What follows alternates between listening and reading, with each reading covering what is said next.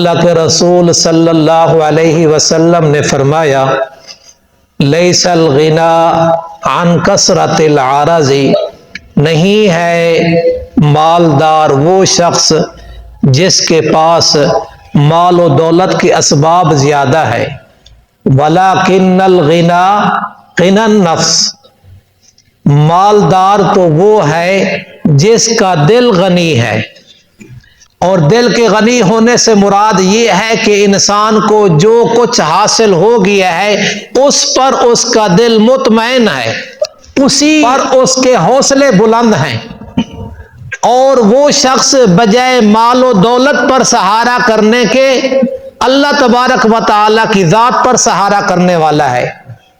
وعلی اللہ فلیتوکل المؤمنون، مومن آدمی اللہ تعالی کی ذات پر بھروسہ کرتا ہے۔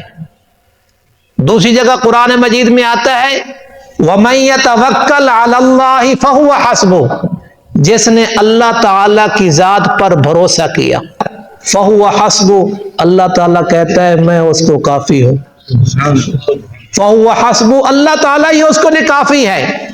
اور حضرت علی رضی اللہ تعالیٰ عنہ کہتے ہیں من اعتمد علی مالہ فقد قل، جو کہے گا میرا مال میرا مال، میرے مال سے کام بنے گا، اللہ تعالیٰ اس کے مال کو کم کرے گا۔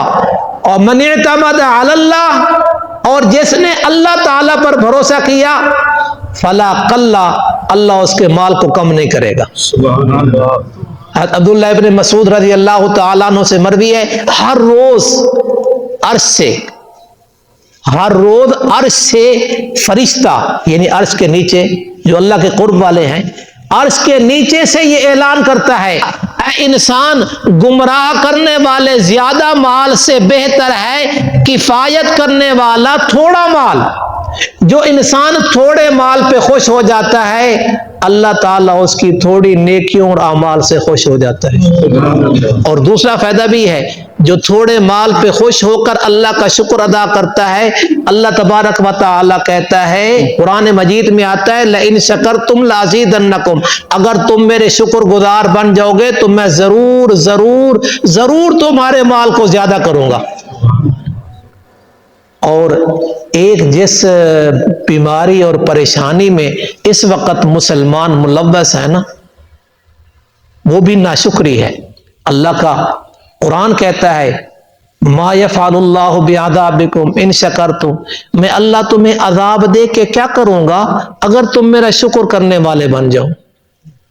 یعنی اللہ تعالیٰ کے عذاب سے بچنے کی ایک وجہ اللہ تبارک و تعالیٰ کا شکر کرنا ہے۔ جب شکر کریں گے اللہ تبارک و تعالیٰ کی ناراضگیاں ختم ہوگی، غصہ ختم ہوگا، اور اللہ تبارک و تعالیٰ کی رحمتیں ہوں گی اور رحمت کی بارش بھی ہوگی انشاءاللہ۔ اللہ تبارک و تعالیٰ اپنی رحمت والی بارش نصیب فرمائے۔ اللہ تبارک و تعالیٰ آپ کو ہر قسم کے شرور سے محفوظ فرمائے۔ اللہ تبارک و تعالیٰ آپ کو اپنی حفظ و امان نصیب فرمائے۔